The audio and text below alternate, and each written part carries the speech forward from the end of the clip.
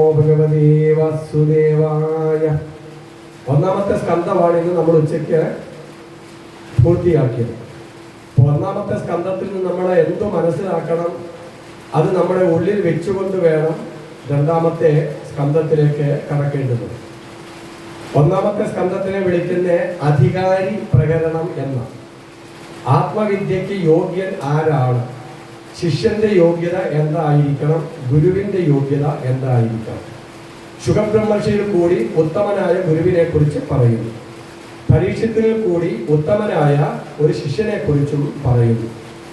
ആദ്യമേ ഭാഗവതത്തിൽ നമ്മൾ മനസ്സിലാക്കേണ്ടുന്നത്, പരീക്ഷിത്ത് മഹാരാജാവിനെ തക്ഷകൻ എന്ന സർപ്പം കടിച്ച് ഇന്നെ 7-ാം നാള് മരണം സംഭവിക്കട്ടെ എന്ന് ശാപം കിട്ടുന്നു. അവിടെ നിന്നാണ് അദ്ദേഹം അത് ഭാഗവതം കേൾക്കാൻ വേണ്ടി പോകുന്നത്. ഇതൊരു സിംബോളിക്കാണ്. നമ്മൾ അനുഭവിച്ചു കൊണ്ടിരിക്കുന്ന സംസാര ദുഃഖത്തെ ഒരു സർപ്പമായിട്ട്, ഒരു തക്ഷകനായിട്ട് അവിടെ കാണിക്കുന്നതാണ് എന്നാണ് നമ്മൾ പഠിച്ചതിലെ പ്രധാനമായ കാരണം, അല്ലേ? യോഗീന്ദ്രാണാം നമസ്തുഭ്യം സുഖായ ബ്രഹ്മരൂപിണെ സംസാര സർപ്പ ദംശനാഥ യോ വിഷ്ണുരാധം അമോമുചത്. അതായത് സംസാരമാകുന്ന സർപ്പത്തിന്റെ കടിയിൽ നിന്നും വിഷ്ണുരാധനെ മോചിപ്പിച്ചതായ ശുഖബ്രഹ്മർഷിക്ക് നമസ്കാരം എന്ന. ഭാഗവതം പലയിടത്തും പറയുന്നുണ്ട്. കാലവയാള മുഖഗ്രാസത്രാസ നിർനാശ ഹേതവി ശ്രീമദ് ഭാഗവതം ശാസ്ത്രം കലോ കീരേണ ഭാഷ. അതായത് കാലമാകുന്ന സർപ്പം, അത് തന്നെയാണ് സംസാര ദുഃഖം. അതിൽ നിന്നും നമുക്ക് മോചനം നേടാൻ വേണ്ടിയിട്ടാണ് ഈ ഭാഗവതം എന്ന് പറയുന്നത്. അപ്പൊ ഇത്രയും നമ്മൾ മനസ്സിലാക്കുക. നമുക്ക് മനഃശാന്തി വേണം, സദാസമയം ആനന്ദം നമ്മുടെ ഉള്ളിൽ നമുക്ക് അനുഭവേദ്യമാകണമെന്നുണ്ടെങ്കിൽ നമ്മൾ തന്നെയാണ് നമ്മളുടെ ഉള്ളിലുള്ളതായ ശാന്തതയെ മറച്ചിരിക്കുന്നത്. മനസ്സാകുന്ന വില്ല്, അതുകൊണ്ട് ചിന്തകളാകുന്നതായ സംസാര സർപ്പത്തെ നമ്മൾ ധാരണം ചെയ്തിരിക്കുന്നു. അങ്ങനെയല്ലയോ? ചിന്തകളല്ലയോ നമ്മുടെ സമാധാനത്തെ കെടുത്തിക്കളയുന്നത്. ഇതാണ് പരീക്ഷത്തിന് ബോധ്യമായത്. എൻ്റെ ഉള്ളിൽ തന്നെ ഉള്ളതായ സമീകരിൽ ഞാൻ എൻ്റെ മനസ്സാകുന്ന വില്ലുകൊണ്ട് ഞാൻ ഈ ജഡമാകുന്നതായ ചിന്തകളാകുന്നതായ സർപ്പത്തിനെ ചാർത്തിയിരിക്കുന്നു എന്ന് അദ്ദേഹത്തിന് ബോധ്യമായി പശ്ചാത്താപം ഉണ്ടായി. ആ പശ്ചാത്താപം ഉണ്ടായ കാരണം കൊണ്ടാണ് അദ്ദേഹത്തിന് എന്തുണ്ടായത്? വിരക്തി ഉണ്ടായതും അദ്ദേഹത്തിന് ഭാഗവതം കേൾക്കാനുള്ളതായ അവസരം ഉണ്ടായത്. അപ്പൊ നമ്മളിപ്പോ ഇതൊക്കെ പറഞ്ഞെന്ന് പറഞ്ഞ് നമ്മുടെ തലയിലൊന്നും കയറാൻ പോകുന്നില്ല. അതുകൊണ്ട് അടിസ്ഥാനപരമായിട്ട് പരീക്ഷിച്ച് ആദ്യമേ സമ്പാദിച്ചത് ജിജ്ഞാസയാണ്. ജിജ്ഞാസ. ചതുർവിധ പുരുഷ ഭജന്തേമാം സുഹൃത്തിനോ അർജുന ആർത്തോ ജിജ്ഞാസുരർത്ഥാർത്ഥി ജ്ഞാനീനാം അഭിഭാരത എന്ന. അതായത് 4 കൂട്ടം ആൾക്കാരാണ് ഭഗവാനെ ഭജിക്കുന്നത്. ആരൊക്കെയാണ്? ആർത്തന്മാർ, ദുഃഖിതന്മാര്, ജിജ്ഞാസുക്കള്, ധനം വേണ്ടുന്നവര്, ജ്ഞാനികൾ. ഇതിൽ നമ്മളെയൊക്കെ സംബന്ധിച്ചിടത്തോളം ആദ്യമേ ആത്മജ്ഞാനം ഉണ്ടാകുക എന്ന ജിജ്ഞാസ ഉണ്ടായിരിക്കണം. ആദ്യമേ പരീക്ഷത്തിനെ കൊടുത്ത് പറഞ്ഞത് ആ ജിജ്ഞാസയാണ്. രണ്ടാമത് പറഞ്ഞത് കാമം, ക്രോധം, ലോഭം, മതം, മാത്സര്യം ആകുന്നതായ കലിയെ നിയന്ത്രിക്കുവാനുള്ളതായ ശേഷി അദ്ദേഹം സമ്പാദിച്ചു. അപ്പൊ അതുകൊണ്ട് നമുക്കും മുൻപോട്ട് പോകണം, ഭാഗവതം മനസ്സിലാകണമെന്നുണ്ടെങ്കിൽ കാമം, ക്രോധം, ലോഭം, മോഹം, മതം ഷഡ്വൈരികൾക്ക് വിളയാട്ടത്തിനാക്കരുത് ചിത്താംബുജം മമച നാരായണായ നമ. ആ ഒരു അന്ധകരണ ശുദ്ധി നേടുക തന്നെയുമല്ല, അദ്ദേഹത്തിന്റെ ജീവിതത്തിൽ പാലിച്ചതായ ധർമ്മത്തിന്റെ കാര്യങ്ങളെ ചേർത്ത് വെച്ചു. എന്തൊക്കെയാണ്? സത്യം, തപസ്, ശൗചം, ദയ. ഇതിനകത്ത് തപസ് എന്നത് ഏറ്റവും പ്രധാനമാണ്. സാധാരണക്കാരായ നമ്മളെല്ലാം വിചാരിക്കുന്ന തപസ് എന്ന് പറഞ്ഞാൽ കാവ്യൊക്കെ എടുത്ത് രുദ്രാക്ഷമൊക്കെ ഇട്ടുകൊണ്ട് എവിടെയെങ്കിലും പോയി കുത്തിയിരിക്കുന്നത്, ഇത് ധ്യാനം ചെയ്യുന്നത് അല്ല. തപസ് ത്യജിക്കുക. യജ്ഞേന പ്രജയാ ധനേന ത്യാഗേനൈകം അമൃതത്വം ആകർഷം. വലിയ യജ്ഞങ്ങൾ ചെയ്തത് കൊണ്ടോ സൽസന്താനങ്ങൾ ഉള്ളത് കൊണ്ടോ ഒത്തിരി കാശുള്ളത് കൊണ്ടോ ഒന്നും സമാധാനം ഉണ്ടാകത്തില്ല എന്നുള്ളത് നമ്മുടെ അനുഭവമാണ്. ആണോ ഇല്ലയോ? അപ്പം അമൃതത്വം ഉണ്ടാകണമെന്നുണ്ടെങ്കിൽ ആവശ്യമില്ലാത്തതിനെയൊക്കെ ത്യജിക്കാൻ വേണ്ടി നമ്മൾ ആദ്യമേ പഠിക്കണം. ആ ത്യാഗത്തിനെ വിളിക്കുന്ന പേരാണ് തപസ്. ഈശാവാസ്യമിതം സർവം യത്കിഞ്ച ജഗത്യാം ജഗത് തേന ത്യക്തേന ഭുഞ്ചീത. ഈ കാണപ്പെടുന്നതെല്ലാം ഈശ്വരന്റെ ആവാസം തന്നെയാണ്. പക്ഷേ തേന ത്യക്തേന, ത്യാഗത്തിൽ കൂടെ മാത്രമേ അതിനെ അനുഭവിക്കാൻ പറ്റത്തുള്ളൂ. അന്യന്റെ മുതല് ആഗ്രഹിക്കുന്നത്. കേൾക്കുന്നുണ്ടല്ലേ? അപ്പം ഇത്രയും കാര്യങ്ങളാണ് നമ്മൾ പഠിക്കാനുള്ളത്.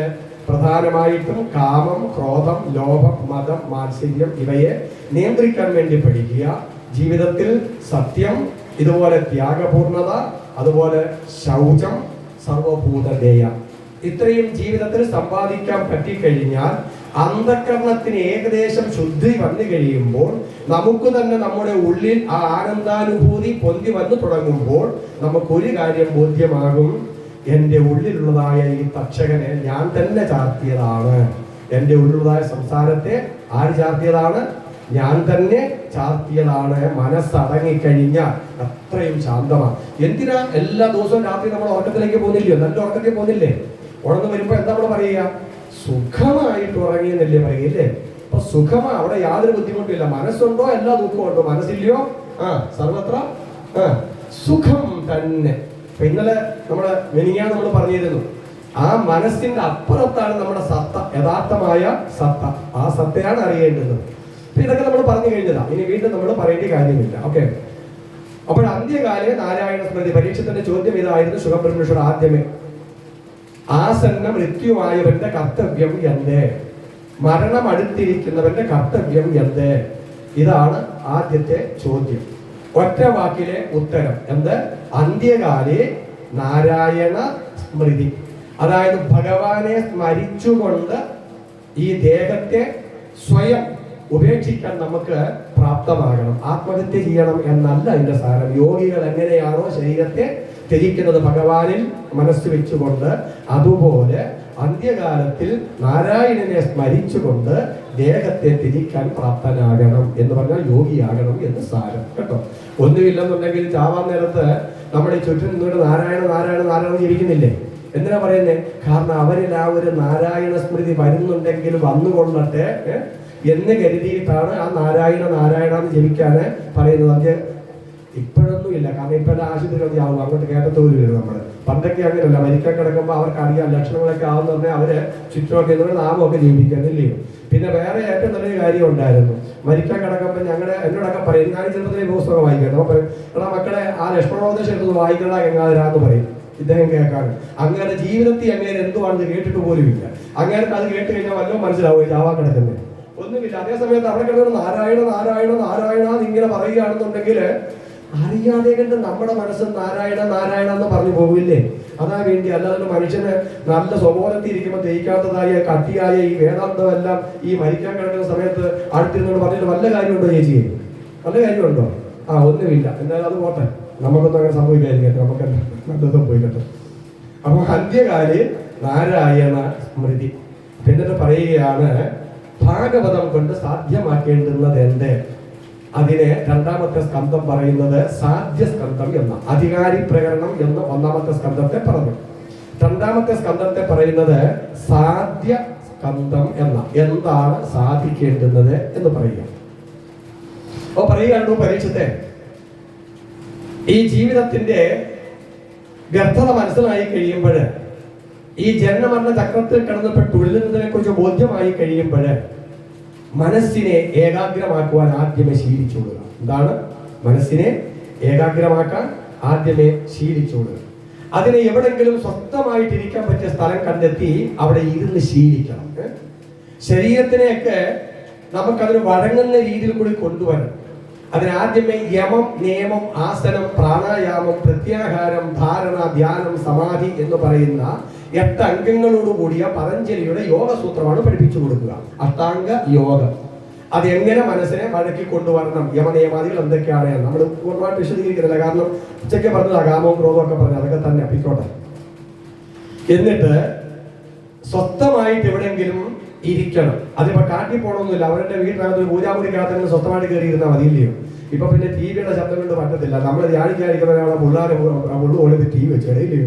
പോട്ടെ, എന്നാലും കാര്യമില്ല. അടച്ചു പിടിച്ചവരെങ്കിലും സ്വസ്ഥമായിട്ട് ഇരിക്കുക. ഇരുന്നു കൊണ്ട് മനസ്സിനെ ഏകാഗ്രതയിലേക്ക് കൊണ്ടുപോകാൻ 3 മാർഗം പറയും. ഈ കാണുന്നതെല്ലാം ഭഗവത് സ്വരൂപമാണ് എന്നങ്ങോട്ട് ചിന്തിക്കണം. മനസ്സിലങ്ങോട്ട് ഉറപ്പിക്കണം. നമ്മൾ പറഞ്ഞില്ലേ, യാതൊന്ന് കണ്ടത് നാരായണ പ്രതിമ, യാതൊന്ന് കേട്ടത് നാരായണ സ്തുതികൾ, യാതൊന്ന് ചെയ്തത് നാരായണ അർച്ചനകൾ, യാതൊന്നതൊക്കെ ഹരിനാരായണായ നമ. അപ്പൊ എന്താണ് ഈ 14 ലോകങ്ങളിലും തിങ്ങി നിൽക്കുക ഈ പ്രപഞ്ചം എന്ന് പറയുന്നത് വിരാട് സ്വരൂപിയായിരിക്കുന്ന ഭഗവാന്റെ ശരീരമാണ്.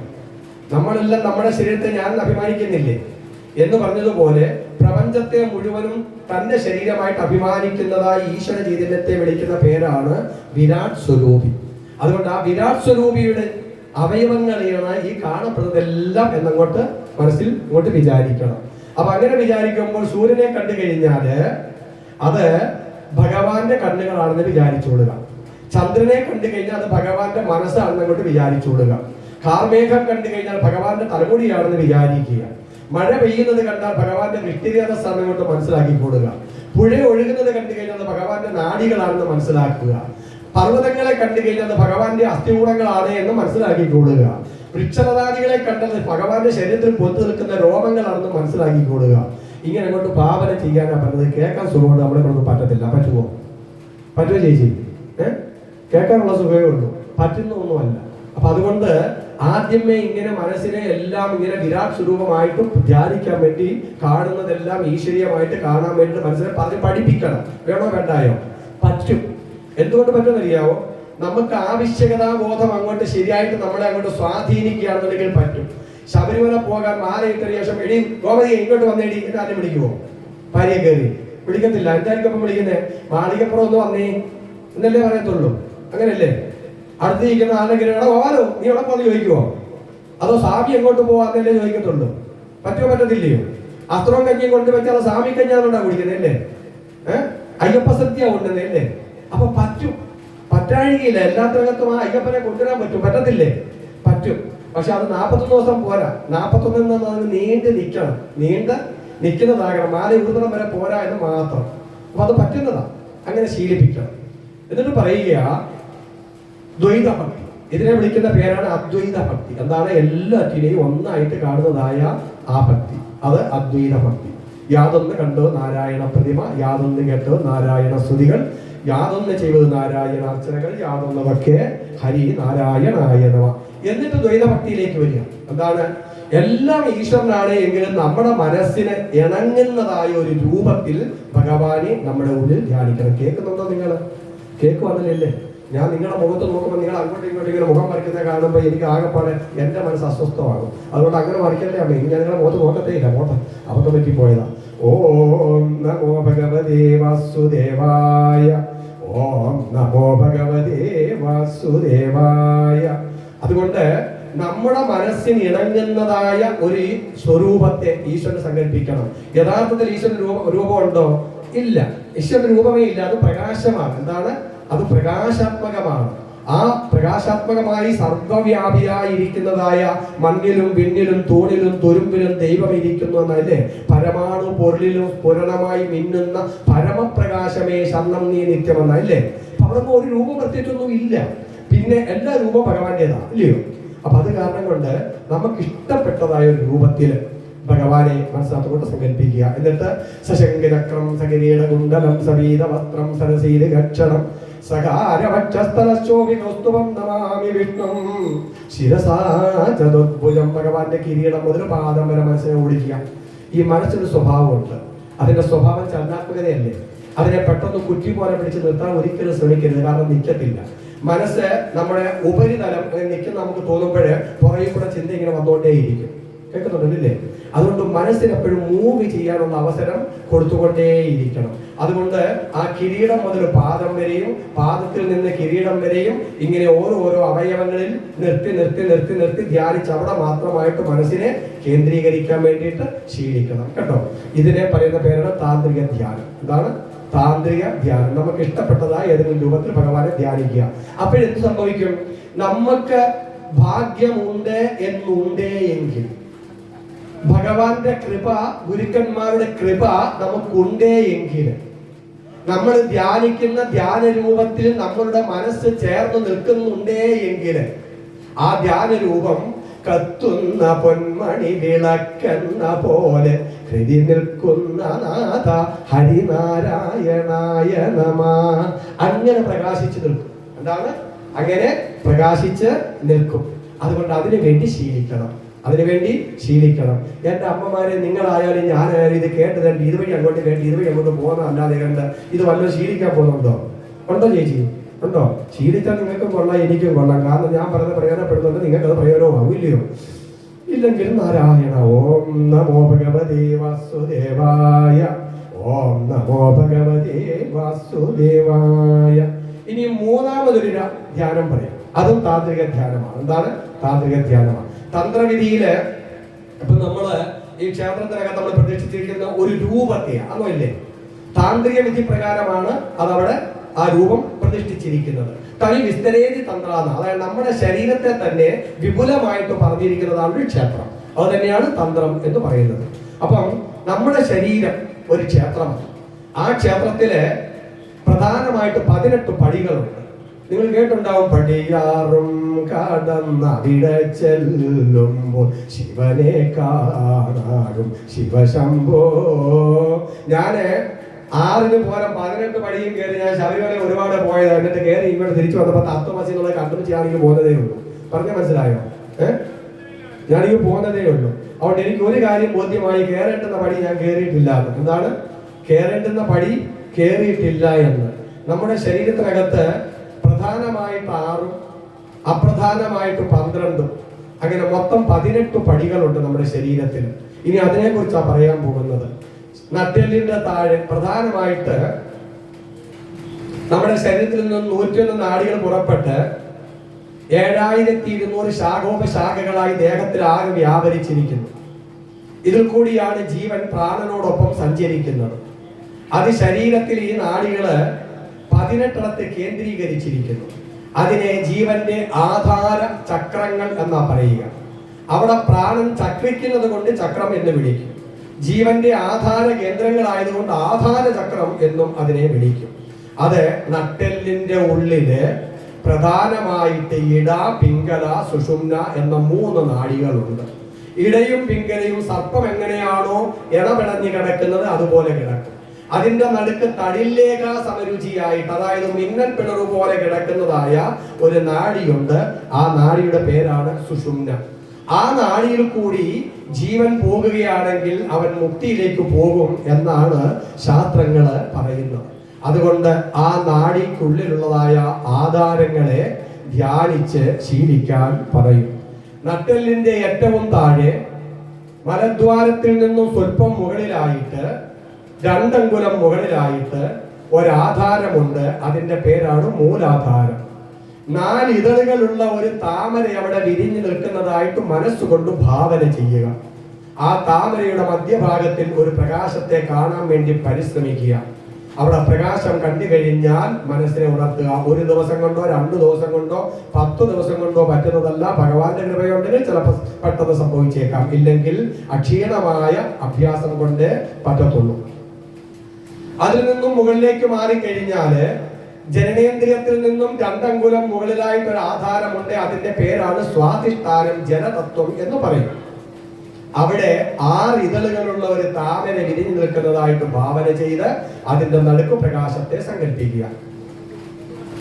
അവിടെ മനസ്സുറച്ചു കഴിഞ്ഞാൽ അവിടെ നിന്നും മുകളിലേക്ക് കൊണ്ടുപോയി നമ്മുടെ നാഭി പ്രദേശത്ത് ഒരാധാരമുണ്ട്. ആ ആധാരത്തിന്റെ പേരാണ് മണിപൂരകം, അഗ്നിതത്വമാണ്.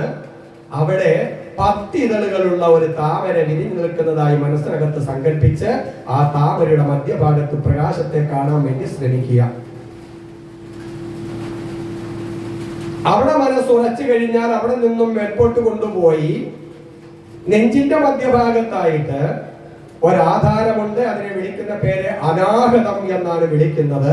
12 ഇതളുകളുള്ള ഒരു താമര വിരിഞ്ഞു നിൽക്കുന്നതായി മനസ്സിൽ കണ്ട് അതിനകത്ത് ദീപത്തെ സങ്കല്പിക്കുക. ഇതെല്ലാം ഞാൻ ഇങ്ങനെ പറഞ്ഞുകൊണ്ടിരിക്കത്തെ ഒഴില്ലേ, നിങ്ങൾ കേൾക്കുന്നുണ്ടല്ലേ? പണ്ടൊരുത്ത പാട്ട് കച്ചേരി നടത്തിയ പോലെ ആവില്ല അവസാനം. എന്നിട്ട് അവിടെ നിന്നും മനസ്സിനെ മേപ്പോട്ട് കൊണ്ടുപോയി നമ്മുടെ ഈ തൊണ്ടക്കുഴിയിൽ ഒരു ആധാരമുണ്ട്. അതിന്റെ പേര് വിശുദ്ധി ചക്രം എന്നാണ്. അവിടെ 16 ഇതളുകളുള്ള ഒരു താമരയെ സങ്കല്പിച്ച് അതിന്റെ നടുക്കായിട്ട് പ്രകാശത്തെ കാണാൻ വേണ്ടി ശ്രമിക്കുക. അവിടെ മനസ്സുറച്ചു കഴിഞ്ഞാൽ അവിടെ നിന്നും മേൽപോട്ട് കൊണ്ടുപോയി ഭൂമധ്യത്തിന്റെ നടുക്ക് ഒരു ആധാരമുണ്ട്. അതിന്റെ പേര് ആജ്ഞ എന്നാണ്. അവിടെ ഒരു തെളിഞ്ഞ ശുഭ്രവർണ്ണത്തിൽ ഒരു പ്രകാശത്തെ കാണുക. 2 ഇതളുകളുള്ള താമരയുടെ നടുക്കായിട്ട് അവിടെ മനസ്സിനെ ഉറപ്പിക്കണം. അവിടെ മനസ്സിനെ ഉറപ്പിച്ചു കഴിഞ്ഞാൽ ഇനിയും ഞാൻ പറയുന്നത് നിങ്ങൾ ശരിയായിട്ട് കേൾക്കണം. കേട്ടല്ലോ അല്ലേ? ഇത്രയും നേരം ഞാൻ കണ്ണടച്ച് നിങ്ങളോട് പറഞ്ഞു. നിങ്ങൾ കേട്ടോ കേട്ടില്ലയോ? നാരായണ ഭഗവാനെ കേൾപ്പിക്കണേ, എൻ്റെ അധ്വാനം വെറുതെ ആക്കല്ലേ ഈശ്വരോ. ഓം നമോ ഭഗവതേ വാസുദേവായ എന്നിട്ട് പറയുകയാണ്, എന്തേ ആധാരങ്ങൾ കടന്ന് ഓരോ ആധാരങ്ങൾ ഇപ്പൊ നമ്മൾ പറഞ്ഞില്ലേ, ആധാരങ്ങൾ കടന്നാറു കഴിഞ്ഞാൽ, ഏത് 6 ആധാരങ്ങള് കടന്നാൽ, പടിയാറും കടന്നാൽ ഉടനങ്ങു തുടർന്ന് ഈരാറാം നില തന്നിലുണ്ടൊരു പത്മം. എത്രാമത്തെ നിലയില? ഈരാർ എത്ര? 12. അപ്പൊ 12 6 എത്രയായി? 18. അപ്പൊ അങ്ങനെ 18ാമത്തെ നിലയിലുണ്ട് ഒരു പത്മം. എങ്ങനെ? തെളിഞ്ഞ് 1008 ദളങ്ങളോടും കൂടി വിളങ്ങും.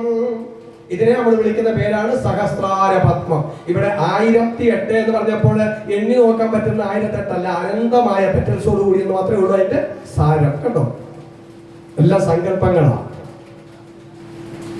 തൽക്കർണിക അഗ്രാന്തസ്ഥം സത്യ ആനന്ദം. അതിന്റെ നടുക്ക് മനസ്സിനെ ഉറപ്പിച്ചു കഴിഞ്ഞ് ഭാഗ്യമുണ്ടെന്നുണ്ടെങ്കിൽ എന്ത് കാണാൻ പറ്റും? അവിടെ മനസ്സിനെ ഉറപ്പിച്ചു കഴിഞ്ഞാൽ, ഈ ആധാരങ്ങളൊക്കെ കടന്ന് അവിടെ മേടിച്ചെന്നാൽ ഭഗവാന്റെ കൃപയുണ്ടെങ്കിൽ എന്ത് കാണാൻ പറ്റും? പരന്ന വെളിവിങ്കൽ നിരന്നു കാണാം പരാപര ജ്യോതിഷം. പരന്ന വെളിവിങ്കൽ നിരന്നു കാണാം പരാപര ജ്യോതിഷം. അപ്പൊ മനസ്സിനെ ഇങ്ങനെ കൊണ്ടുപോയി 16, 12, 6, 18 ആധാരങ്ങളും കടന്ന് സഹസ്രാര പത്മത്തിന്റെ ആ കർണികയിൽ മനസ്സിനെ ഉറപ്പിച്ചു നിർത്താനുള്ള ഭാഗ്യം നിങ്ങൾക്ക് ഉണ്ടായിട്ടുണ്ട് എങ്കിൽ പരന്ന വെളിവിങ്കൽ നിരന്നു കാണാം പരാപര ജ്യോതിഷം. പറഞ്ഞിടാൻ അരുതാത്ത പരമാനന്ദത്തോടും ആ സമയത്ത് അനുഭവിക്കുന്ന ആനന്ദം എങ്ങനെ എന്ന് വിശദീകരിക്കാനൊന്നും പറ്റത്തില്ല. അല്ലെങ്കിലും ആനന്ദം വിശദീകരിക്കാൻ പറ്റുന്ന അനുഭവിച്ചറിയേണ്ടതാണ്. അതോ ഇല്ലേ? പറഞ്ഞിടുവാൻ അരുതാത്ത പരമാനന്ദത്തോടും പരന്ന വെളിവിങ്കൽ നിരന്നു കാണാം. ഈ പരന്ന വെളിവിങ്കൽ നിരന്ന് കാണണമെന്നുണ്ടെങ്കിൽ ഇപ്പൊ ഈ കെട്ടിടങ്ങളൊക്കെ നമുക്ക് പോലെ കാണാൻ പറ്റുമോ? പരന്ന വെളിവാകുമോ? ആകത്തില്ല. അപ്പൊ അതിന്റെ സാരം എന്താ? ഈ കാണപ്പെടുന്നത് ഒന്നും അന്നേരത്ത് കാണത്തില്ല, ഈ പ്രകാശം മാത്രമേ കാണത്തുള്ളൂ. എന്ത്? സൂര്യൻ ഉദിച്ചു കഴിഞ്ഞാൽ ആകാശത്തിലെ നക്ഷത്രങ്ങളെ ഒന്നിനെ നമുക്ക് കാണാൻ പറ്റാത്ത പോലെ ഈ പ്രകാശം അങ്ങോട്ട് ഉദിച്ചു പൊന്തിക്കഴിഞ്ഞു കഴിഞ്ഞാൽ പിന്നെ എന്തിനെ കാണത്തുള്ളൂ? ഈ പ്രകാശത്തെ മാത്രമേ കാണത്തുള്ളൂ, വേറെ ഒന്നും കാണാൻ പറ്റില്ല. ലളിതാസഹസ്രനാമം നിങ്ങൾ ചൊല്ലുന്നുണ്ടായിരിക്കും, നിജ അരുണ പ്രഭാപൂര മജ്ജതു ബ്രഹ്മാണ്ഡ മണ്ഡല. ബ്രഹ്മാണ്ഡ മണ്ഡലം മുഴുവനും ആ ചുവന്ന പ്രകാശത്തിനകത്തങ്ങ് മുങ്ങിപ്പോയി എന്ന്. അല്ലേ? ഇങ്ങനല്ലേ? ഇതിനെ തന്നെ വേദത്തിൽ പറയും, വേദാഗമേദം പുരുഷം മഹാന്തം ആദിത്യവർണ്ണം തമസ പരസ്താത് എന്ന് പറയും. അതായത് ഞാന് അതിനെ സാക്ഷാത്കരിച്ചിരിക്കുന്നു. എങ്ങനെ? ചുവന്ന പ്രകാശത്തിൽ അതിനെ സാക്ഷാത്കരിച്ചിരിക്കുന്നു. പുരുഷം മഹാന്തം, ആദ്യം എന്തോ ഒന്നും ഇല്ലാതായിട്ട്. കേട്ടോ, അങ്ങനെ കാണാൻ പറ്റും. പരന്ന വെളിവിങ്കല് നിരന്നു കാണാം. ആരെങ്കിലും കാണാത്തവർക്ക് ഇത്ര ധൈര്യമായിട്ട് പുസ്തകത്തിൽ എഴുതി വെക്കാൻ പറ്റുമോ? എഴുതി വെക്കാൻ പറ്റുമോന്ന്?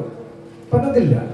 10ാമത്തെ സ്കന്ധത്തിലെ പുരുഷസൂക്തം മന്ത്രം ചൊല്ലി ഭഗവാനെ ഉപാസിച്ചു കഴിഞ്ഞപ്പോൾ അയുധാർക്ക മണ്ഡലം ഉദിച്ചുയരുന്നതുപോലെ പുഷ്കരോത്ഭവന്നു കാണായി വന്നു. ഈ പ്രകാശം പുഷ്കരോത്ഭവം കണ്ടു എന്നാണ്. അത് ഭാഗവതം ദശമസ്കന്ധം തുടങ്ങുന്നതിന് മുമ്പേ നമ്മളോട് പറഞ്ഞു. എന്ന് പറഞ്ഞാൽ, എടാ കൃഷ്ണന്റെ കഥ വായിച്ചിട്ട് അങ്ങേർക്ക് 16 ഭാര്യമാർക്കൊന്ന് പഠിക്കാൻ വേണ്ടിയിട്ടല്ല, ഇത് ഈ പ്രകാശം കാണാൻ വേണ്ടിയിട്ടാണ് കൃഷ്ണകഥ പഠിക്കേണ്ടുന്നത് എന്ന് പറഞ്ഞാൽ മനസ്സിലായോ? അപ്പൊ ഇത് കാണാൻ പറ്റുന്നതായില്ലേ? 1 കോടി ദിവാകരൊത്തുയരും പടി പാരൊടു നീരനലാദികളും കെടുമാറു കിളർന്നു വരുന്നൊരു വടിവെന്നുമിരുന്നു വിളങ്ങിടണം. കണ്ടൊരു യോഗി എഴുതി വെച്ചതാ, പിടികിട്ടുന്നില്ലേ? അപ്പൊ അതുകൊണ്ട് ഭാഗവതം പറയുന്നത് ഇതിനെ സാക്ഷാത്കരിക്കാൻ വേണ്ടിയാണ്. ഇതിനെ സാക്ഷാത്കരിക്കുമ്പോഴാണ് തത്വമസിയാകുന്നത്. പറഞ്ഞ മനസ്സിലായോ? ഇതിനെ സാക്ഷാത്കരിക്കുമ്പോൾ എന്താകും? അതാണ് തത്വമസിയാകുന്നത്. അത് തന്നെയാണ് ഞാൻ എന്ന ബോധമാണ്. താനാകുന്നതായ പ്രകാശം, താനാകുന്നതായ ആനന്ദക്കടല് അങ്ങനെ പരന്ന് നിരന്നൊഴുകുന്നത് അനുഭവിച്ചു കൊണ്ടിരിക്കാൻ പറ്റണം. അനുഭവിക്കാൻ പറ്റണം. അതിനെയാണ് തത്വമസി എന്ന് പറയുക. അവിടെയാണ് അഹം ബ്രഹ്മാസ്മി ആകുന്നത്. അവിടെയാണ് അഹം ബ്രഹ്മാസ്മി ആകുന്നത്. അവിടെയാണ് പറയുന്നത് അയം ആത്മാ ബ്രഹ്മ, ഈ ആത്മാവ് ബ്രഹ്മം തന്നെയാണ് എന്ന് പറയുന്നത് അവിടെയാണ്. അവിടെയാണ് പറയുന്നത് പ്രജ്ഞാനം ബ്രഹ്മ, ശുദ്ധമായ ബോധത്തെ ആ പ്രകാശം കാണുന്നത്, ചിത്പ്രകാശത്തെ ആ കാണുന്നത്, അത് തന്നെയാണ് ബ്രഹ്മം എന്ന് പറയുന്നത് അവിടെയാണ്. അല്ലാതെ ചുമ്മാ പുത്തരി മാറ്റമൊന്നും ആകത്തില്ല. അവോ ചേച്ചി ഓ. എന്നിട്ടോ ഇത് സാക്ഷാത്കരിച്ചതായ യോഗി നമ്മൾ പറഞ്ഞതുപോലെ നിരന്തരം കർമ്മനിരതനാകും. എങ്ങനെ? ഏതുപോലെ? അഖണ്ഡ സുഖാനുഭൂതി തന്റെ ഉള്ളിൽ അനുഭവിച്ചുകൊണ്ട് കർമ്മനിരതനായിട്ട് സമൂഹത്തിൽ പ്രവർത്തിക്കും. ഇല്ലേ? അങ്ങനെ എത്രയോ യോഗിമാരുണ്ട്.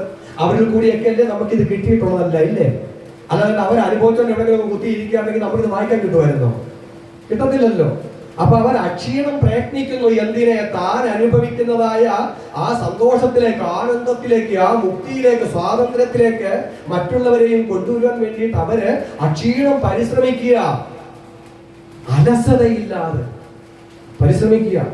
നമ്മൾ മിനിയാണ് പഠിച്ചതാവില്ല. അപ്പോട്ടോ എന്നിട്ട് എപ്പോഴാണോ ഈ ദേഹം ത്യജിക്കണം എന്ന് അദ്ദേഹത്തിന് തോന്നുന്നത്, അപ്പോഴെന്ത് ചെയ്യും? പരമാത്മാരമക്ഷദ്വയം മുറിഞ്ഞു നിൽക്കും പ്രണവാസന നാളത്തോടെ തടഞ്ഞിടാതെ വഴി തുടർന്ന് അങ്ങേറിച്ചെന്നാൽ കലർന്നുകൂടും ബ്രഹ്മസ്വതയാ ലയിച്ചു താൻ അലിഞ്ഞ് ഒന്നാകും ഹൃതമുരുകിച്ചേരും പോലെ. കാര്യങ്ങളെയൊക്കെ സാധിച്ചു കഴിഞ്ഞ ഒരു യോഗി ഇനി ദേഹം വേണ്ട എന്ന് എപ്പോഴാണോ വിചാരിക്കുന്നത്, അക്ഷദ്വയം മുറിഞ്ഞു നിൽക്കും പ്രണവാസന നാളം, ബ്രഹ്മരന്ധ്രം. നമ്മുടെ ഇവിടെ ഒരു നാളമുണ്ട്, ബ്രഹ്മരന്ധ്രം എന്നാ വിളിക്കുക. രണ്ടറ്റവും അത് ഓപ്പൺ ആയിട്ടിരിക്കുക. അതുകൊണ്ടാണല്ലേ എണ്ണയൊക്കെ തേക്കുമ്പോൾ നാക്കിനൊക്കെ രുചി വരുന്നല്ലേ? അതുവഴി അങ്ങോട്ടും ഇങ്ങോട്ടും ഒന്നും പോകാതെ കണ്ട് ഈ ചൈതന്യത്തെ, ഈ മൂലാധാരത്തിലിരിക്കുന്ന ജീവശക്തിയാകുന്നതായ കുണ്ഡലിനി ശക്തിയെ ഉണർത്തി അങ്ങോട്ട് കൊണ്ടുപോയി ഈ അക്ഷദ്വയം മുറിഞ്ഞു നിൽക്കുന്ന പ്രണവാസന നാളത്തിൽ കൂടി പുറത്തു പോയി കഴിഞ്ഞാൽ എന്ത് ചെയ്യും?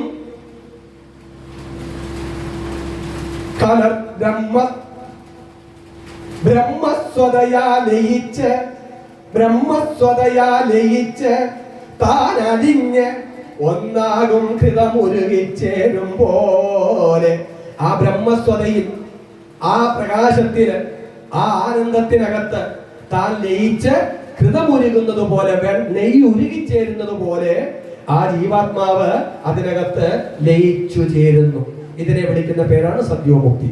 എന്താണ് സദ്യോമുക്തി?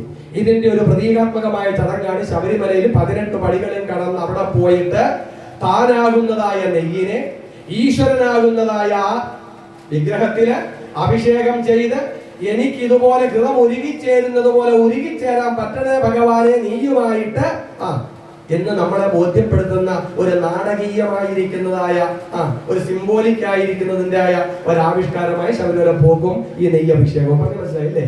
ഹൃദം ഉരുകിച്ചേരുന്നത് പോലെ എനിക്ക് ഉരുകിച്ചേരാൻ പറ്റണേ ഭഗവാനെ എന്നുള്ള പ്രാർത്ഥന. കേട്ടോ? ഇനിയിപ്പോ അങ്ങനെ ചേരുന്നില്ല എന്നുണ്ടെങ്കിലോ, അങ്ങനെ ചേരണ്ട എന്ന് ചിലർ വിചാരിക്കുകയാണെന്നുണ്ടെങ്കിലോ അവർക്ക് എന്ത് ചെയ്യാൻ പറ്റും? ജഡം വിട്ടങ്ങൊഴിഞ്ഞു പോകുന്നേരം തിരിഞ്ഞു മൂർധനി മദ്യം തുളഞ്ഞു പുറപ്പെടും തികഞ്ഞ കലകളാൽ വിളങ്ങും സുധാകരൻ വിരഞ്ഞു പൊങ്ങും വണ്ണം ഉയർന്നങ്ങരുക്രമാൻ. ആ സൂക്ഷ്മ ശരീരത്തെ കൂടെ കൊണ്ടുപോകും. സൂക്ഷ്മ ശരീരത്തെ കൂടെ കൊണ്ടുപോയി ആ പ്രകാശം എങ്ങനെയാണ് സൂര്യൻ ഉദിച്ചു പൊരുന്നത് അതുപോലൊരു പ്രകാശം ഇങ്ങനെ നിലകളെല്ലാം കടന്ന് ഈ പ്രപഞ്ചത്തിന്റെ സൂക്ഷ്മതലങ്ങളിലെല്ലാം പോയി അവിടെയെല്ലാം ഉള്ളതായ വിവരങ്ങളെല്ലാം അറിഞ്ഞ് അനുഭവിച്ച് അതിനുശേഷം ബ്രഹ്മലോകത്തിലെത്തി ബ്രഹ്മാവിനോട് ചേർന്നിരുന്ന് അവസാനം ബ്രഹ്മാവിനോടൊപ്പം ബ്രഹ്മത്തിൽ ലയിച്ചു ചേരും. ബ്രഹ്മാവിനോടൊപ്പം ബ്രഹ്മത്തില് ലയിച്ചു ചേരും. ഇതിനെ വിളിക്കുന്ന പേരാണ് ക്രമമുക്തി. ഇനി ഇത് രണ്ടും വേണ്ടാത്ത ആൾക്കാര് ഈ ശരീരം കൊള്ളത്തില്ല, അതുകൊണ്ട് എനിക്കൊരു പുതിയ ശരീരം മതി എന്ന് വിചാരിക്കുന്ന യോഗികള് ഈ ശരീരത്തെ ഉപേക്ഷിച്ചുകൊണ്ട് അവർ പോയി പുതിയ ശരീരം സ്വീകരിക്കും. അവരെ വിളിക്കുന്ന പേര് അവതാര പുരുഷന്മാര്. പറഞ്ഞു മനസ്സിലായോ? അവരെപ്പോഴും പ്രയത്നിക്കുന്ന ലോകത്തില് അവർ വരുമ്പോൾ തന്നെ അവരിൽ കാണും എന്ത് ആ മുജ്ജന്മത്തിൽ അവർ സമ്പാദിച്ചതായ അനുഭൂതികളോ അനുഭവങ്ങളോ ഒക്കെ അവരിൽ കാണും. അവര് ലോകത്തിനെ ഉദ്ധരിക്കാൻ വേണ്ടിയിട്ടായിരിക്കും അവരുടെ പ്രവർത്തനങ്ങളെല്ലാം. കേൾക്കുന്നുണ്ടല്ലേ? അതാണ് അവതാര പുരുഷന്മാര്. അപ്പം ഇതിലേതെങ്കിലും ഒന്ന് സാധിക്കണം, അതിനു വേണ്ടിയിട്ടാണ് ഭാഗവതം എന്ന് പറഞ്ഞുകൊണ്ടാണ് രണ്ടാമത്തെ സ്കന്ധം അവസാനിപ്പിക്കുന്നത്. കേൾക്കുന്നുണ്ടല്ലേ? കേട്ടല്ലേ? ഓം നമോ ഭഗവതേ വാസുദേവായ, ഓം നമോ ഭഗവതേ വാസുദേവായ. ഇത് നിങ്ങള് ഒരിക്കലും പുറത്തു നോക്കി കഴിഞ്ഞാൽ കാണത്തില്ല. ഈ കാണപ്പെടുന്ന സാധനം എന്ന് പറഞ്ഞാൽ നമ്മുടെ മൂലമാണ്, ഇല്ലേ? നമ്മുടെ മൂലമാണ്. അതിൽ നിന്ന് നമ്മളെല്ലാം ഉണ്ടായിരിക്കുന്നില്ലേ? അതിന്റെ അംശം നമ്മളെല്ലാം ഇല്ലേ? അതോ ഇല്ലേ? അതുകൊണ്ട് ഈ മൂലത്തിനെ എപ്പോഴും എവിടെ അന്വേഷിക്കണം? അവരവന്റെ ഉള്ളിൽ അന്വേഷിക്കണം. അല്ലാതെ കണ്ട് പുറത്തൊരിക്കലും അന്വേഷിച്ചാൽ പിടി കിട്ടത്തില്ല എന്ന് കാണിക്കാൻ തുറന്നൊരു കഥ പറയുന്നു. ബ്രഹ്മാവ് ഇങ്ങനെ ഇരിക്കുന്നു, ചുറ്റിലും വെള്ളം, താൻ താമരയിൽ ഇരിക്കുക, താൻ ആരാണ് എന്താണെന്ന് ഒന്നും അറിയുന്നില്ല. അപ്പോഴ് ആരാണെന്ന് അറിയാൻ വേണ്ടി താൻ ഇരിക്കുന്ന താമരയുടെ നാളത്തിൽ കൂടി ബ്രഹ്മാവ് ആയിരക്കണക്കിന് വർഷം ഇങ്ങനെ യാത്ര ചെയ്തിട്ടും തന്റെ ഉത്ഭവസ്ഥാനത്തെ കണ്ടെത്താൻ പറ്റിയില്ല. അപ്പോൾ അദ്ദേഹം എന്ത് ചെയ്തു? തിരിച്ച് ക്ഷീണിതനായി വന്ന താമരയിൽ ഇരുന്നു കഴിഞ്ഞപ്പോൾ ഒരു ശബ്ദം കേട്ടു. തപ തപ. എന്താണ്? തപസ്സു ചെയ്യൂ എന്ന് ശബ്ദം കേട്ടു. അങ്ങനെ അന്തർമുഖനായിട്ട് അദ്ദേഹം തപസ്സു ചെയ്ത് കഴിഞ്ഞപ്പോൾ താൻ ആരുടെ നാഭിൽ നിന്നാണോ ജന്മമെടുത്തത് ആ വൈകുണ്ഠനാഥനെ കണ്ട് ആ വൈകുണ്ഠനാഥനിൽ നിന്നും അദ്ദേഹം ജ്ഞാനം സ്വീകരിച്ച് പിന്നീട് വന്ന് സൃഷ്ടികർമ്മം ചെയ്തു എന്ന് പറയും. എന്തിനാണ് ഇങ്ങനെ പറയുന്നതെന്ന് ചോദിച്ചാൽ, സാധ്യമാക്കേണ്ടുന്ന കാര്യം ആദ്യമേ പറഞ്ഞിട്ട് രണ്ടാമത് സിംബോളിക്കായിട്ട് നമ്മളോട് പറയുക, നീ പുറത്തന്വേഷിച്ചാൽ നിന്റെ മൂലത്തിനെ കാണാൻ പറ്റത്തില്ല. അതുകൊണ്ട് നിനക്ക് നിന്റെ മൂലസ്ഥാനമാകുന്ന ഈശ്വരനെ കാണണമെന്നുണ്ടെങ്കിൽ അന്തർമുഖ സമാരാധ്യ ബഹിർമുഖ സുദുർലഭ. എന്താണ്? അകത്ത് നോക്കിക്കഴിഞ്ഞാൽ കിട്ടുന്നതാണ്, പുറത്ത് നോക്കിക്കഴിഞ്ഞാല് കിട്ടത്തേ ഇല്ല എന്ന് പറയും. കേട്ടോ? മനസ്സിലായില്ലേ? അങ്ങനെ പിന്നെ പരമ്പരയൊക്കെ പറയും. നമുക്കിപ്പം ഒരുപാട് കാര്യങ്ങളൊന്നും അതിന്റെ കാര്യമില്ല. അപ്പം ഭാഗവതം കൊണ്ട് സാധ്യമാക്കേണ്ടുന്ന കാര്യം മനസ്സിലായില്ലേ? ഇതൊക്കെ മനസ്സിലാക്കാൻ വേണ്ടിയിട്ടാ ഭാഗവതം. ആരോട് പറയാനാ? നാരായണായ നമ. എത്ര പേര് വന്നു, എത്ര പേര് പോയി, അവർ ഏതൊക്കെ നടത്തുന്ന തുണിയായിട്ടേക്കുന്നേ. ഓം നമോ ഭഗവതേ വാസുദേവായ, ഓം നമോ ഭഗവതേ വാസുദേവായ, ഓം നമോ ഭഗവതേ വാസുദേവായ. അങ്ങനെ സാധ്യപ്രകടനം കഴിയും. മൂന്നാമത്തെ സ്കന്ധത്തിലെ നമ്മയൊക്കെയും ബന്ധിച്ച സാധനം കർമ്മം എന്നറിയേണ്ടത് മുമ്പിനാ. അതുകൊണ്ട് കർമ്മഫലം എങ്ങനെയൊക്കെ വരുന്നു? കർമ്മണ ജായതേ ജന്തോ കർമ്മണ്യേവ വിലീയതേ സുഖം ദുഃഖം ഭയം ക്ഷേമം കർമ്മണ്യേവ അവപദ്യതേ. ഓരോരുത്തരുടെയും ജനനം അവരുടെ കർമ്മഫലം അനുസരിച്ചിട്ടുള്ളതാണ്.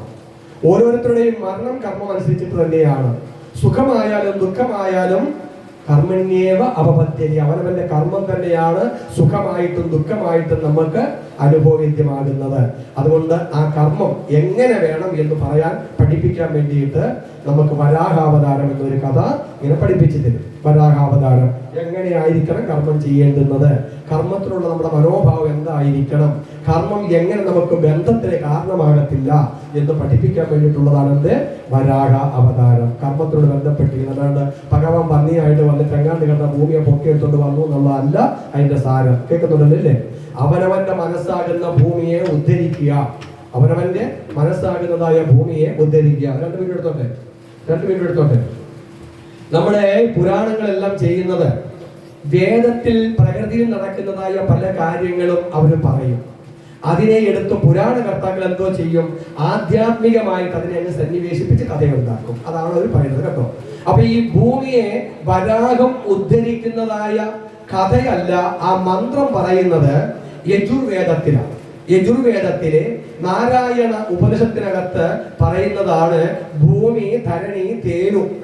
ഭൂമി തേനു ധരണി വിശ്വധാരിണി. നമ്മളെല്ലാം ധാരണം ചെയ്തിരിക്കുന്ന, നമുക്കെല്ലാത്തിനെയും വർഷിച്ചു തരുന്നതായ ഈ ഭൂമി, എല്ലാത്തിനെയും ധാരണം ചെയ്തിരിക്കുന്നതായ ഈ ഭൂമിയെ ആരുദ്ധരിച്ചതാ? കൃഷ്ണേന വരാഹേന ഉദ്ധൃതാസി ശതബാഹുന. കൃഷ്ണനും വരാഹവും കൂടെ ചേർന്ന് അനേകം കൈകൾ കൊണ്ട് ഉദ്ധരിച്ചെടുത്തതാണ് ഈ നമ്മൾ അധിവസിക്കുന്നതായ ഭൂമിയെ എന്ന് വേദത്തിൽ പറയും. വല്ലതും മനസ്സിലായോ? അതിനെങ്ങനെ ചേച്ചി അതിനൊക്കെ 5 പ്രാവശ്യം അങ്ങോട്ട് നോക്കി ഇങ്ങോട്ട് നോക്കി പിന്നെ എങ്ങനെ മനസ്സിലാവുന്നേ? ഒന്നും മനസ്സിലാവത്തില്ല അമ്മച്ചി. ഇതിനെ പറയുന്നത് ആദ്യമേ മനസ്സിനെ ഏകാഗ്രമാക്കാൻ പഠിക്കാതെ കണ്ട് ഒരു കാര്യത്തിന് പോയിട്ട് ഒരു കാര്യമില്ല. കേട്ടോ? ഓം നമോ ഭഗവതേ വാസുദേവായ, ഓം നമോ ഭഗവതേ വാസുദേവായ. ഇന്ന് നമ്മൾ അധിവസിക്കുന്നതായ ഈ ഭൂമി അനേകായിരം വർഷങ്ങൾ കൊണ്ടാണ് ഇന്ന് നമുക്ക് താമസിക്കാൻ പറ്റാവുന്ന രീതിയിൽ വാസയോഗ്യമായി മാറിയിട്ടുള്ളത്. വലിയൊരു തീഗോളം പോലെയായിരുന്നില്ലേ? അങ്ങനല്ലേ? എങ്ങനെയാണ് ഈ ഭൂമി അതിൻ്റെതായ പരിധിയിൽ നിന്നുകൊണ്ട് കറങ്ങുന്നത്? കൃഷ്ണേന വരാഹേന. അവിടെ രണ്ട് തരത്തിലെ ഊർജം എപ്പോഴും പ്രയോഗിക്കപ്പെടുന്നുണ്ട്. കൃഷ്ണം എന്ന് പറഞ്ഞാൽ ആകർഷണ ശക്തി. നമ്മളൊക്കെ എന്താ ഭൂമിയിൽ ഉറച്ചു നിൽക്കുന്നത്? സാധനം എങ്ങനെ താഴേക്ക് വന്നു വീഴുന്നത്? ഭൂമിയുടെ ഗുരുത്വ ആകർഷണം കൊണ്ടാ. ആണോ ഇല്ലയോ? ഇതിനേക്കാൾ മാസ പിണ്ഡമുള്ളതാണ് എന്ത്? സൂര്യൻ. അതുകൊണ്ട് സൂര്യൻ സദാസമയം ഈ ഭൂമിയെ തന്നിലേക്ക് വലിച്ചുകൊണ്ടിരിക്കുക. ആണോ ഇല്ലയോ? അതോ ഇല്ലേ? വലിച്ചുകൊണ്ടിരിക്കല്ലേ? അതിനെ പറയുന്ന പേരാണ് കൃഷ്ണൻ. കൃഷ്ണൻ ഇങ്ങനെ വലിച്ചുകൊണ്ടിരിക്കുന്നു. ഒരു പക്ഷെ അതിനെതിരായിട്ടൊരു ഊർജത്തിന്റെ പ്രയോഗം ഇല്ലായിരുന്നുണ്ടെങ്കിൽ എപ്പോഴേ ഈ ഭൂമിയെ ഈ സൂര്യനങ്ങ് വിഴുങ്ങത്തില്ലായിരുന്നോ? അല്ലേ? അവിടെ വരാഹം എന്ന് പറയുന്ന ഒരു ശക്തി പ്രവർത്തനക്ഷമമായി. എങ്ങനെ? ആ ഭൂമി അതിന്റെ സ്വന്തം അച്ചുതണ്ടിൽ ഇങ്ങനെ കറങ്ങിക്കൊണ്ടിരിക്കുക ഇല്ലേ? അങ്ങനെ സ്വയമായിട്ട് ഇങ്ങനെ കറങ്ങുന്നതായ ഒരു വസ്തുവിനെ പുറത്തേക്ക് തെറിക്കുവാനുള്ള ടെൻഡൻസി ഉണ്ടാവും. അതിന്റെ പേരാണ് സെൻട്രിഫ്യൂഗൽ ഫോഴ്സ്. എന്താണ് സെൻട്രിഫ്യൂഗൽ ഫോഴ്സ്? പമ്പിനകത്ര വെള്ളം വരുന്ന എങ്ങനെയാ? പമ്പിൽ എഴുതിയുള്ള സെൻട്രിഫ്യൂഗൽ പമ്പ് എന്ന് എഴുതി വെച്ചിട്ടുണ്ട്. മിക്സിക്കകത്ത് നോക്കിക്കഴിഞ്ഞാൽ കാണാൻ സാധനമായിട്ട് അടിച്ചു കഴിഞ്ഞാൽ പുറത്തോട്ട് തെറിക്കും ഇല്ലേ? അങ്ങനെ കറങ്ങുന്ന സാധനത്തിന് പുറത്തോട്ട് തെറിക്കാനുള്ള പ്രവണതയുണ്ട്. ഉണ്ടോ ഇല്ലയോ? ഉണ്ടോ? അപ്പം ഒരു വശത്തൂടെ അകത്തേക്ക് ആകർഷിക്കുമ്പോൾ മറുവശത്തൂടെ എങ്ങനെ ഗ്രാവിറ്റി ഫോഴ്സ് അകത്തേക്ക് വലിക്കുമ്പോൾ സെൻട്രിഫ്യൂഗൽ ഫോഴ്സ് പുറത്തേക്ക് കൊണ്ടുപോകാൻ വേണ്ടി ശ്രമിക്കുന്ന കാരണം ഭൂമി അവിടെ നിൽക്കുന്നു. അങ്ങനെയല്ലയോ? കഷ്ടപ്പെട്ട് കിട്ടുന്നുണ്ടോ? പക്ഷേ ഇതിനെ രണ്ടിനെയും കൂടി ഈക്വലൈസ് ചെയ്യുന്നതായ ഒരു ശക്തി അതിനിടയ്ക്ക് പ്രവർത്തിക്കണം. വേണോ വേണ്ടായോ? ഇല്ലേ ചിലപ്പോൾ ഭൂമി തെറിച്ചു പോകും, ഇല്ലെങ്കിൽ സൂര്യൻ അടുത്തു പോകും. അതുകൊണ്ട് ഇക്വിലിബ്രിയം ചെയ്യുന്ന ഒരു ശക്തി അവിടെ ഉണ്ടാകണമില്ലേ? അങ്ങനെ സ്ഥിരതയെ കൊടുക്കുന്ന ശക്തി വിശേഷത്തെ വിളിക്കുന്ന പേരാണ് പരിപാലകനായ വിഷ്ണു. എന്താണ്? പരിപാലകനായ വിഷ്ണു. ഇക്വിലിബ്രിയം ചെയ്യുന്ന, അതായത് ആ സമത്വത്തെ പരിപാലിച്ചു കൊണ്ടുപോകുന്നതായ ശക്തി വിശേഷത്തെ വിളിക്കുന്ന പേരാണ് എന്ത്? പരിപാലകനാകുന്നതായ വിഷ്ണു. ആ വിഷ്ണു സർവത്തിലും ഉണ്ട്, നമ്മളിലും ഉണ്ട്, എല്ലാറ്റിലും ഉണ്ട്. കേൾക്കുന്നുണ്ടല്ലേ? ആ ഇക്വിലിബ്രിയം നിലനിർത്തുന്ന ആ ശക്തി ഒരു പക്ഷേ നമ്മുടെ ശരീരത്തെ തന്നെ ഒരു ശക്തി മെയിൻറ്റെയിൻ ചെയ്ത് കൊണ്ടുപോകുന്നുണ്ടോ ഇല്ലയോ? ഈ ആയുർവേദത്തിനകത്ത് പറയും വാതവും പിത്തവും കഫവും അത് സമതുലനാവസ്ഥയിൽ നിന്നാൽ രോഗമില്ലാതെയാകേണ്ടിയിരിക്കും. അതിന്റെ ആ സമതുലനാവസ്ഥ എപ്പോഴാണോ ലംഘിക്കപ്പെടുന്നത് ആ സമയത്ത് നമ്മൾ രോഗികളായി മാറും ഇല്ലേ? അപ്പൊ അതുകൊണ്ട് നമുക്ക് ആ രോഗം ഉണ്ടാകാതെയാകേണ്ടിരിക്കാൻ നമ്മൾ പ്രാർത്ഥിക്കുന്ന ഒരു ഭഗവാനുണ്ട്. ആരാ? ധന്വന്തരി മൂർത്തിയായ വിഷ്ണു. കേൾക്കുന്നുണ്ടോ? എവിടായിരിക്കുന്നേ? നമ്മുടെ ഉള്ളില്. ധന്വന്തരമൂർത്തിയായ വിഷ്ണുവായിട്ട് നമ്മുടെ ഉള്ളിൽ ഇരുന്നു കൊണ്ട് നമ്മുടെ ഈ ശരീര നിയമങ്ങളെല്ലാം പരിപാലിച്ചു കൊണ്ടുപോകുന്ന സ്ഥിതി കർത്താവ്, സമതുലനം ചെയ്യുന്നതായ വിധി കർത്താവ്. ആശയപ്പെടി കിട്ടുന്നുണ്ടോ? ഈ പ്രപഞ്ചം നിലനിൽക്കുന്ന തന്നെ അങ്ങനെയുള്ള നിയമങ്ങളുടെ അടിസ്ഥാനത്തിലാണ്. അതോ ഇല്ലയോ? ആ നിയമങ്ങളെ വിളിക്കുന്ന പേരാണ് കോസ്മിക് ധർമ്മം, കോസ്മിക് ലോ. അതിനെ വിളിക്കുന്ന പേരാണ് ധർമ്മം എന്ന് പറയുന്നത്. ആ ധർമ്മത്തെ പരിപാലിക്കുന്ന ശക്തി ആരാണോ അതിനെ വിളിക്കുന്ന പേരാണ് വിഷ്ണു. ആ വിഷ്ണു തന്നെ നമ്മുടെ ഉള്ളിൽ ഇരിക്കുന്നു. എങ്ങനെ? യജ്ഞസ്വരൂപനായിട്ട് നമ്മുടെ ഉള്ളിൽ ഇരിക്കുന്നു. ഉള്ളി ഇരുന്നു കൊണ്ട് നല്ല ഉറക്കത്തിൽ നമ്മൾ പാതാളത്തിലാണ് നമ്മുടെ മനസ്സാകുന്ന ഭൂമിയാണോ ഇല്ലയോ? പാതാളത്തിലല്ലയോ? ആ ഏത് പാതാളത്തിലാ? അതായത് അൺകോൺഷ്യസ് മൈൻഡിനകത്ത് കോൺഷ്യസ് മൈൻഡ് ലയിച്ചു പോകും. ബോധ മനസ്സ് അബോധ മനസ്സിനകത്ത് ലയിച്ചു നിൽക്കുന്ന അവസ്ഥയാണ് നല്ല ഉറക്കം. ആണോ ഇല്ലയോ? അല്ലേ? അപ്പൊ ഭൂമി അവിടെ ലയിച്ച് കിടക്കുക. ആണോ ഇല്ലയോ? അതിനെ പുരാണത്തിൽ വരുമ്പോൾ രസാതലത്തിൽ കിടക്കുന്നു എന്ന് പറയും. എവിടെ കിടക്കുന്നു? രസാതലത്തിൽ കിടക്കുന്നു എന്ന് പറയും. അതിനെ ഉദ്ധരിച്ചു കൊണ്ടുവരുന്ന ആരാ? ഉണർത്തി കൊണ്ടുവരുന്ന ആരാ? നമ്മളല്ലോ ആണോ? ഒന്നുമല്ല. നമ്മുടെ തലയ്ക്കകത്തിരിക്കുന്ന ഒരു ശക്തിയുണ്ട്. നമ്മളെ ഉറക്കത്തിലേക്ക് നയിക്കുന്ന മെലാറ്റോൺ എന്ന് പറയുന്ന ഹോർമോണിന്റെ പ്രവർത്തനം നിർത്തിയിട്ട് ക്രിയാറ്റോൺ എന്ന് പറയുന്നതായ ഹോർമോണിനെ ഉത്പാദിപ്പിച്ച് നമ്മളെ ഉറക്കത്തിൽ നിന്ന് ഉണർത്തിക്കൊണ്ടുവരുന്നതായ ഒരു യജ്ഞപുരുഷൻ ഈ തലയിൽ ഇരിപ്പുണ്ടോ ഇല്ലയോ? ഉണ്ടോ? അദ്ദേഹമാണ് വിഷ്ണുവാകുന്ന വരാഹം. അദ്ദേഹമാണ് വിഷ്ണുവാകുന്ന വരാഹം. കേൾക്കുന്നുണ്ടല്ലേ? ഈ വിഷ്ണുവാകുന്ന വരാഹം എല്ലാ ദിവസവും നമ്മുടെ ഭൂമിയാകുന്ന മനസ്സിനെ രസാതലമാകുന്ന പാതാളത്തിൽ ഇങ്ങനെ മുക്കിക്കൊണ്ട് വന്നുകൊണ്ടിരിക്കുക. ആണോ ഇല്ലയോ? ആണോ? അപ്പം പ്രപഞ്ചത്തിൽ നടന്നതായ പ്രകൃതി തത്വത്തിനെ ഋഷീശ്വരന്മാര് അതിനെ കാവ്യാത്മകമായിട്ട് കൃഷ്ണേന വരാഹേന എന്ന് പറഞ്ഞതിനെ ഇവിടെ നമ്മുടെ ഉള്ളിൽ നടക്കുന്ന ആ ഉദ്ധാരണവുമായിട്ട് സംയോജിപ്പിച്ച് പുരാണകർത്താക്കള് കഥയുണ്ടാക്കി വരാഹാവതാരം. അല്ലേ? അങ്ങനെ നമ്മൾ ഉണർന്നു വന്നു കഴിഞ്ഞാലോ, നമ്മൾ ഉറങ്ങിക്കിടക്കുന്ന സമയത്തും മനസ്സില്ലാതെകണ്ടിരുന്ന സമയത്ത് നമ്മൾ അനുഭവിച്ചതെല്ലാം ഒരു ശൂന്യതയാണോ ഇല്ലയോ? അല്ലേ? എന്തുകൊണ്ട് ശൂന്യത അനുഭവിച്ചു? കാരണം ഒരാവരണ ശക്തി അവിടെ ഉണ്ടായിരുന്നു. അതുകൊണ്ട് നമുക്ക് ശൂന്യതയെ അനുഭവിക്കാൻ പറ്റിയുള്ളൂ. ആ ആവരണ ശക്തിയുടെ പേരാണ് വിക്ഷേപമാവരണമീ രണ്ടു ശക്തികൾ അതിങ്കേ നോദിച്ചു ഹരിനാരായണായ നമ. ആ ആവരണ ശക്തിയെ ഒരു വ്യക്തിത്വ രൂപത്തിൽ കൂടെ കഥാപാത്രം അവതരിപ്പിക്കുന്നതാണ്, പുരാണം അവതരിപ്പിക്കുന്നതാണ് ഹിരണ്യാക്ഷൻ. ആരാണ്? ഹിരണ്യാക്ഷൻ. അത് നമ്മൾ ചെയ്തതായ കർമ്മം തന്നെയാണ് അവിടെ ആവരണമായിട്ട് മാറുന്നത്.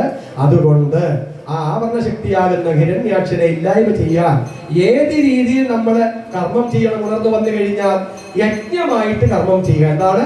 ഈശ്വരീയമായിട്ട്, ഈശ്വരീയ യജ്ഞമായിട്ട് കർമ്മം ചെയ്യുക. അങ്ങനെ കർമ്മങ്ങളെ മുഴുവനും നമ്മുടെ ഉള്ളിയിരിക്കുന്ന യജ്ഞപുരുഷനാകുന്ന ഭഗവാൻ സമർപ്പണം ചെയ്തുകൊണ്ട് കർമ്മം ചെയ്യണം. അപ്പോഴ് ഒരു യജ്ഞം, അത് യജ്ഞപുരുഷനായിട്ട് കാണണം ഒരു യജ്ഞത്തെ. അപ്പൊ അങ്ങനെ നോക്കുകയാണെങ്കിൽ നമ്മളിപ്പോ ഒരു ഗണപതി ഹോമം നടത്താൻ വിചാരിക്കുക. ആ ഗണപതി ഹോമത്തിനകത്തെ അഗ്നിയും ഭഗവാനാ, അതിനകത്ത് ഒഴിക്കുന്ന നെയ്യും ഭഗവാനാ, ഒഴിക്കുന്ന ആളും ഭഗവാനാ, ഒഴിക്കുന്ന എന്തുകൊണ്ടാണോ ഒഴിക്കുന്ന ആ പാത്രവും എല്ലാം ഭഗവാനാ, അങ്ങനെ ആ മന്ത്രവും ഭഗവാനാ. അങ്ങനെ എല്ലാത്തിനെയും അങ്ങനെ ആയിട്ട് കാണണം. അതിനെ വിളിക്കുന്ന പേരാണ് എന്റെ സമ്യക് ഭാവത്തുള്ളതായ യജ്ഞം. എല്ലാത്തിനെയും ഒന്നായിട്ട് കാണുന്ന യജ്ഞം. അങ്ങനെയാണെങ്കിൽ ഇപ്പൊ നമ്മൾ ഈ ഭാഗവത ജ്ഞാനയജ്ഞം നടത്തുമ്പോൾ നിങ്ങളെല്ലാം ഭഗവാന്മാരാണോ ഇല്ലയോ? ഈ പറഞ്ഞ ഞാനും ഭഗവാനാ, ഈ വാക്കുകളും ഭഗവാനാ, മൈക്കും ഭഗവാനാ, മൈക്കുകാരനും ഭഗവാനാ, പാരായണക്കാരനും ഭഗവാനാ, അന്നവും ഭഗവാനാണ്, അന്നം ഉണ്ടാക്കുന്നവരും ഭഗവാന്മാരാ, അന്നം കഴിക്കാൻ വരുന്നവരും ഭഗവാന്മാരാ. അങ്ങനെ എല്ലാത്തിനുമായി ഈശ്വരനെ കാണുമ്പോൾ സമ്യക് ഭാവമായി യജ്ഞത്തിനകത്ത്. പറഞ്ഞ മനസ്സിലായോ? ഇങ്ങനെ സമ്യക് ഭാവം എല്ലാത്തിനും ഈശ്വരനെ കണ്ടു കഴിഞ്ഞാൽ സ്വാർത്ഥത ഉണ്ടാവത്തില്ല. ഉണ്ടാവുമോ? ഉണ്ടാവത്തില്ല, ഇല്ലേ? അപ്പോൾ അത് ഈശ്വര സേവയായിട്ട് മാറും, സ്വാർത്ഥതയില്ലാതെ കണ്ട്. അങ്ങനെ യജ്ഞം ചെയ്യണം. അങ്ങനെ യജ്ഞം ചെയ്യണമെന്ന് പഠിപ്പിക്കുകയാണ് എന്ത്? വരാഹമൂർത്തി. എന്താണ്? വരാഹമൂർത്തി. പക്ഷെ നമ്മൾ പഠിച്ചു വരുന്നതൊക്കെ എങ്ങനെയാണ്? എവിടെയൊക്കെയോ പാതാളത്തിൽ പോയിട്ടൊക്കെയോ പൊക്കിയെടുത്തുകൊണ്ട് വന്ന ഒരു ഭൂമി ഇതൊക്കെ പഠിച്ചു വെച്ചിരുന്നില്ലേ? അതുകൊണ്ട് അതിന്റെ തത്വങ്ങൾ പഠിക്കാത്ത കാരണം കൊണ്ട് ആൾക്കാർക്ക് വിമർശിക്കാനുള്ളതായ അവസരങ്ങൾ ഉണ്ടാവുകയും ചെയ്യുന്നു. ഇത്ര പിടി കിട്ടില്ലേ? അത് മതി. സമയം 8 മണിയായി, ഒരുപാട് സമയമായി. ഹരേ രാമ രാമ രാമ ഹരേ ഹരേ, ഹരേ കൃഷ്ണ കൃഷ്ണ കൃഷ്ണ ഹരേ ഹരേ, ഹരേ രാമ രാമ രാമ ഹരേ ഹരേ, ഹരേ കൃഷ്ണ കൃഷ്ണ കൃഷ്ണ ഹരേ ഹരേ.